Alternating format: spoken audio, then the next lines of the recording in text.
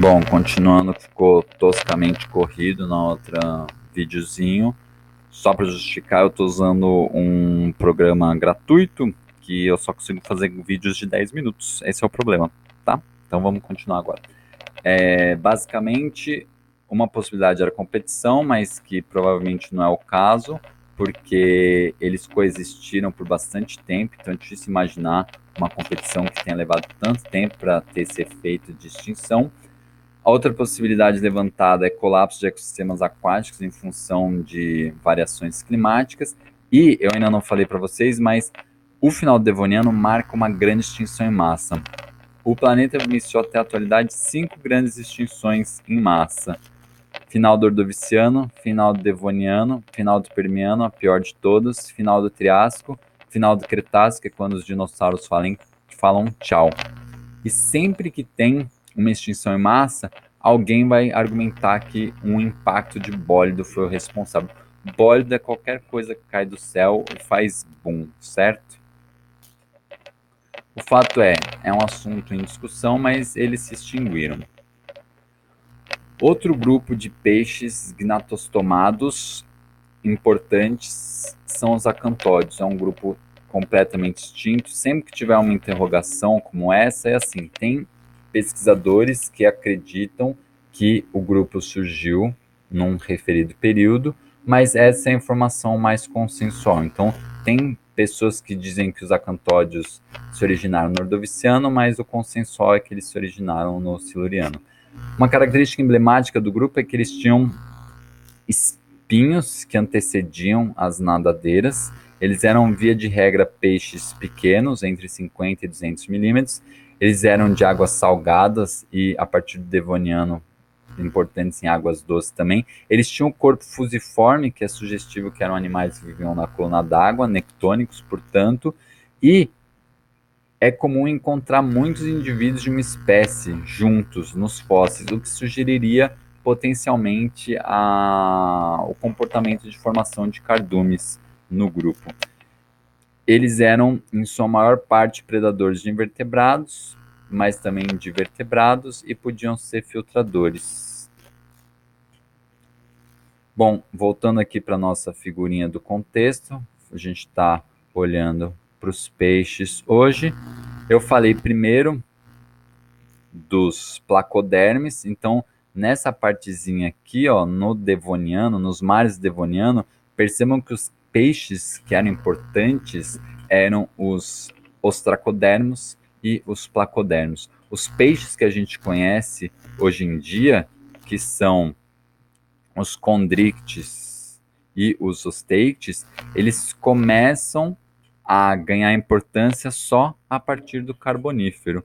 E o outro grupo que eu falei para vocês, os acantódeos, estão representados aqui, se extinguem no final do Permiano, que é uma outra das grandes extinções em massa. E agora que eu falei dos grupos fósseis, eu vou falar justamente desses dois grupos, Condrictis e Oceis, são os grupos de peixes gnatostomados que existem até a atualidade. Bom, como essa figura mostra só os grupos atuais, a gente não tem os placodermos e os acantódeos aqui. O que a gente vai falar agora são dos condrictis, são os peixes cartilaginosos, e em sequência os peixes ósseos. Então, os condrictis. Os condrictis mais conhecidos por nós na atualidade são os tubarões, tem as arraias representadas aqui e as quimeras representadas aqui, mas de longe tubarão é o grupo mais conhecido. É um grupo com esqueleto cartilaginoso que pode ser parcialmente calcificado. Por exemplo, quando você vai numa peixaria, é comum ter a boca de um tubarão. O que é aquela boca do tubarão? É uma das poucas partes do esqueleto que é calcificada. O fato de ter esqueleto cartilaginoso significa que eram em barra são animais com um peso reduzido, o que implica uma natação mais veloz, mais eficiente, e eles também têm um registro fóssil escasso. Basicamente, como o esqueleto cartilaginoso, ele não se preserva. O que se encontra bastante são dentes escamas e espinhos nos grupos que tinham espinhos.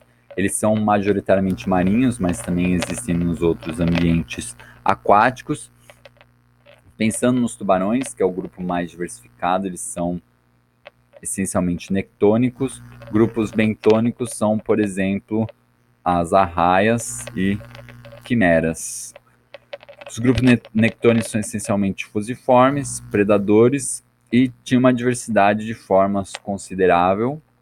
Tinha, por exemplo, esse fóssil aqui, com essa estrutura bastante particular, e na prática a gente não faz a menor ideia, ou não tem como ter certeza o que essa estrutura significa, pelo simples fato que a gente não tem nenhum análogo moderno para usar o atualismo. Já nesse caso, você encontra um fóssil com uma estrutura como essa, é possível fazer uma inferência para o que serve essa estrutura. Por quê? Porque nas quimeras, os machos apresentam essa estrutura, o cláspide, que está associado à reprodução. Então, você encontra um fóssil com uma estrutura semelhante, você assume que é para a mesma função. E aqui tem esse fóssil, que é muito bizarro, para não dizer outra palavra, que essencialmente o que a gente encontra no registro fóssil são esses dentes nessa forma espiralada. Basicamente, o que se encontrou até hoje são esses dentes. Então, a gente não sabe exatamente a posição dos dentes nesse animal. A representação mais comum é a que está apresentada aqui.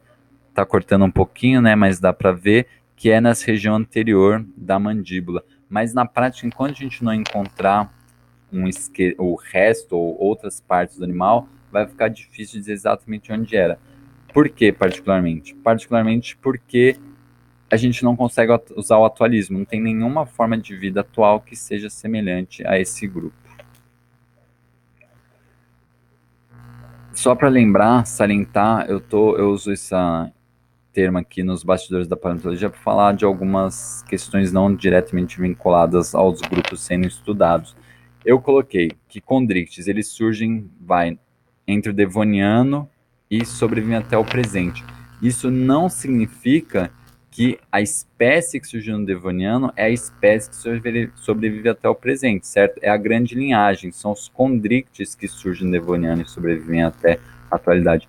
Essa figurinha mostra bem isso, está mostrando os condrictes.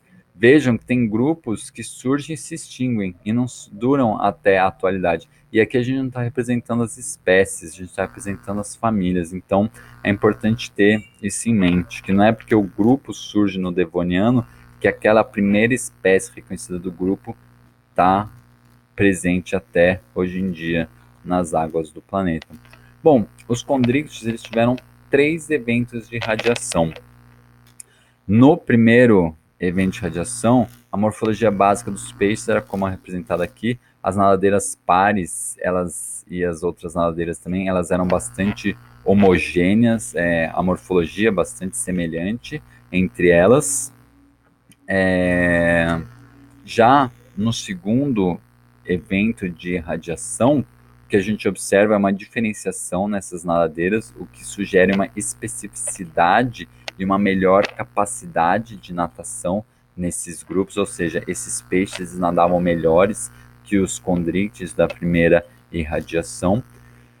E a gente tem a terceira irradiação, que dá origem aos tubarões que a gente conhece hoje em dia, incluindo esse modesto sujeito, o Carcharodon megalodon, que era um tubarão que podia atingir entre 15 a 20 metros. Aqui é uma reconstituição da boquinha desse simpático animal. Perceba que cabe com folga 6 pessoas.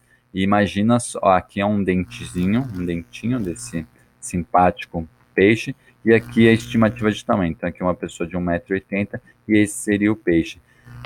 Se um peixe desse estivesse vivo até hoje, eu acho que nem andar na linha, nem andar no calçadão eu andaria, porque a chance de dar ruim seria muito, muito grande. Bom, meu tempo está acabando de novo, então vou deixar de falar nesse vídeo e falar coisas no próximo.